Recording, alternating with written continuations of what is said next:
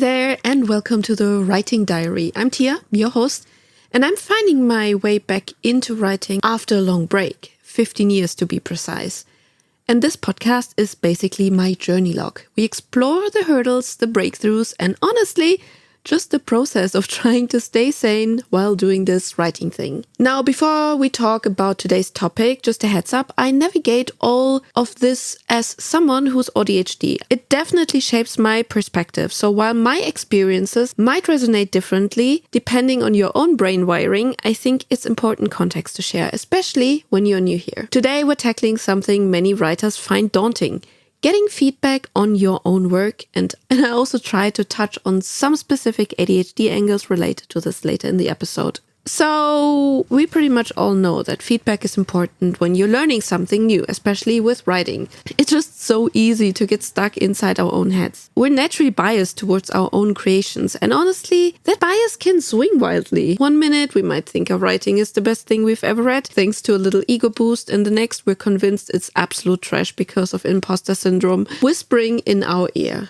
And sometimes, incredibly, both at the same time can be true. And yeah, for some of us ADHD peeps, things like rejection sensitive dysphoria can really crank up the volume on those feelings, making feedback feel even more dangerous. And this is exactly why getting outside perspectives and ideally feedback from a few different people is so valuable. It helps us to get a reality check. It's how we figure out where our writing actually lands. And maybe the feedback highlights areas where we still have some learning to do, specific skills to work on, or just maybe we find out we're really stressing for nothing and that parts of our writing are already pretty solid. I mentioned the ADHD specific part before that makes getting feedback feel incredibly hard. Rejection Sensitive Dysphoria, or RSD. If you experience RSD, you know what I'm talking about. It's that intense emotional pain that can hit when you perceive or actually face rejection, criticism, or even just the feeling of failure. And let me just say this upfront, you are not going crazy. These feelings are absolutely real. They are powerful and they are valid. While RSD isn't listed as an official symptom in the diagnostic manuals for ADHD, you will hear many people in the ADHD community talk about it and the very real struggles it brings. So naturally, when it comes to putting our writing out there for feedback, yeah,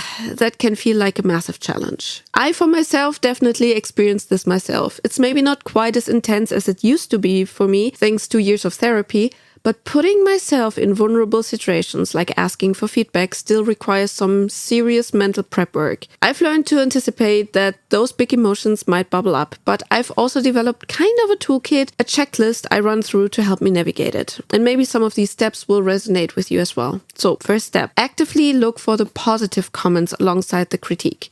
Our brains, especially with RSD, can zero in on the negative. So make a conscious effort. What did the reader actually like? What worked for them? Try to give the positives fair weight instead of letting the criticism overshadow everything. Next, try to figure out why the reader disliked something. Is it simply a matter of personal taste? Like if they just plain hate vampire stories and you have written one, well, okay, that's their preference, not necessarily a reflection of your skill. Your story could be amazing for a vampire story and they still wouldn't connect. Or is the feedback pointing out to something more technical, maybe typos, grammar issues, confusing sentences? That's different. It's actionable feedback about the craft itself, and even if it's about typos or needing more polish, remember, that doesn't say anything about you as a person. It just means that part of the writing needs a little bit more attention. That's it. The next one is a huge one for me. Try to get feedback in writing whenever possible, rather than face-to-face feedback. You wonder why. Because RSD can make us react instantly and defensively. It can also act like a filter, making even neutral or positive comments sound harsh or critical. Getting feedback via email or a document gives you crucial breathing room. You don't have to respond immediately. You can just let that initial emotional wave wash over you. Step away and then come back to read it again later when things have calmed down and you see it with a clearer head. And a bonus tip here, once you have enough time to process, talking it through with a trusted and neutral friend can also help to put things into perspective. In the moment when the feelings are intense, try to reconnect with why you asked for feedback in the first place. You wanted to grow as a writer, right? And how do we grow? by identifying the areas that aren't quite working yet. I know it sounds simple, but reminding yourself of the goal can sometimes ground you. And if you feel comfortable, consider giving your feedback provider a little heads up. You do not necessarily need to give a whole life story, but you could say something like, hey, I find specific constructive feedback with reasoning most helpful. Vague comments like, I don't like it, are tough for my brain to process constructively. Explain that you need the why behind their comments, and it helps them to give better feedback, and it prevents your brain from filling in the blanks with the worst case scenarios. And when you're getting feedback live or just reading it, have a plan for what you do if you start feeling overwhelmed. Know your escape hatch. This could be as simple as having a phrase ready like, thank you so much for this, I'm going to take some time to digest it all. And if you're reading, it could be something like just closing the document and stepping away from it for a bit. The point is to give yourself permission to pause before you're feeling completely overwhelmed. And the last point, and this is crucial, allow yourself to feel those intense emotions, but do it privately, away from the feedback situation itself. It is absolutely okay to be upset, angry, or tearful. Your feelings are valid, remember? Let yourself process that emotional energy, maybe through journaling, talking to a trusted friend again, going for a run, having a good cry, whatever works for you. The key is understanding that while the feeling is real and valid, it is often amplified due to RSD. Acknowledging the feeling allows you to process it without letting it dictate how you react to the person who gave you the feedback. And this separation is super vital for maintaining relationship and continuing to seek out helpful critique. My next point is about setting expectations, because this is an important point to me, especially when you're just starting out sharing your work more widely. You know how it goes. You mentioned that you're writing, and often your friends and your family are getting really excited and quickly offer, oh, let me read it, I'll give you some feedback. Well, here's something to keep in mind, gently. While those offers usually come from a place of genuine kindness and support, life often gets in the way. Finding the dedicated time and mental space to really sit down and give thoughtful feedback is harder than it sounds, and most people are juggling a lot already. So if you send something off and you don't hear back, try not to take it personally. It's rarely about your writing, but about them misjudging the time they can spend on it. My advice? Feel free to follow up once, politely. But if it doesn't happen, just let it go and move on. And definitely try not to let your RSD voice whisper that this is some kind of rejection, because 99% of the time, it's just about the people being busy and maybe overestimating their own bandwidth with that initial moment of enthusiasm. Another key thing about expectations is understanding that not all feedback carries the same weight or serves the same purpose. Getting feedback from another writer is different than getting feedback from someone who is purely a reader. Both are valuable, but in a distinct way. Think of it like you are cooking a meal. Asking a fellow chef to taste it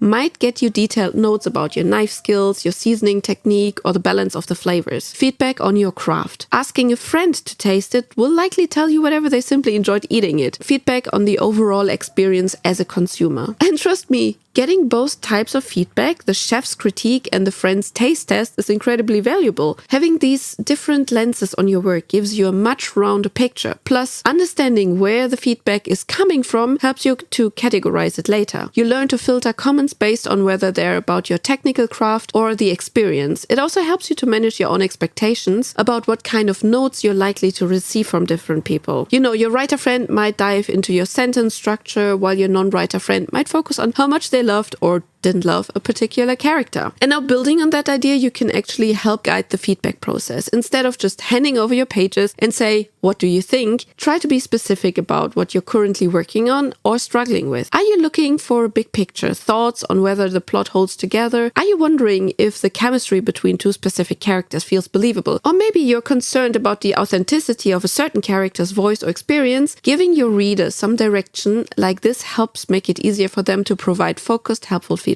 And it ensures that you get the insights on the things you're most curious about right now. It definitely does make a difference. You probably wondered, when is the perfect time to get feedback? First, a quick point about being considerate of your readers' time. Try to get your writing into the best shape you can before sending it off. Do a solid read-through, catch the typos that you can spot, smooth out awkward sentences, and generally tidy up the grammar. No one's going to crucify you for a few missed errors, but putting in the effort makes the reading experience much smoother for them. It lets them focus on the bigger picture, the story, the characters, the ideas, instead of getting hung up on easy fixable mistakes. And on that note, it's usually wise to not ask for feedback too early. That messy, just get it all down on paper first draft, probably not the best candidate for feedback just yet. Give your story some time to breathe, to cook a little, as they say. Let the core ideas settle and develop beyond that initial spark of idea. If you ask for feedback on something incredibly raw too early, a lot of the comments might point out things you already know need fixing, or things that might completely change anyway. But you want the feedback to be useful, right? So when is a good time? Well, personally, I find feedback most helpful when I reach a kind of decision point or a moment where I need an outside perspective. Maybe I'm wrestling with questions like, is this narrative style working? Are my main characters actually likable or at least compelling? Does this plot make any logical sense? Getting input then can really help break a deadlock. Another great time for feedback is if you're experimenting. Perhaps you have written 2 different versions of a key scene of a chapter. Getting different readers' take on each version can be super insightful to see which one ends better. And now there's a specific area of feedback that's incredibly important, but sometimes gets missed. Getting input when you're writing characters from marginalized groups that you yourself don't belong to. So here's the thing. Even with the best intentions, ton of research, deep empathy, or even having close friends or family from that marginalized group, we simply cannot fully understand the lived experience from the outside. Having a friend or a family member does not make us the expert. We have blind spots. We can't truly speak for that experience and relying solely on our own perspective. Risk is we're getting it wrong. And sometimes even well-meaning friends or family might even hesitate to give us truly critical feedback because they don't want to hurt our feelings. And this is where sensitivity readers come in. These are readers who do have that specific lived experience. Getting their feedback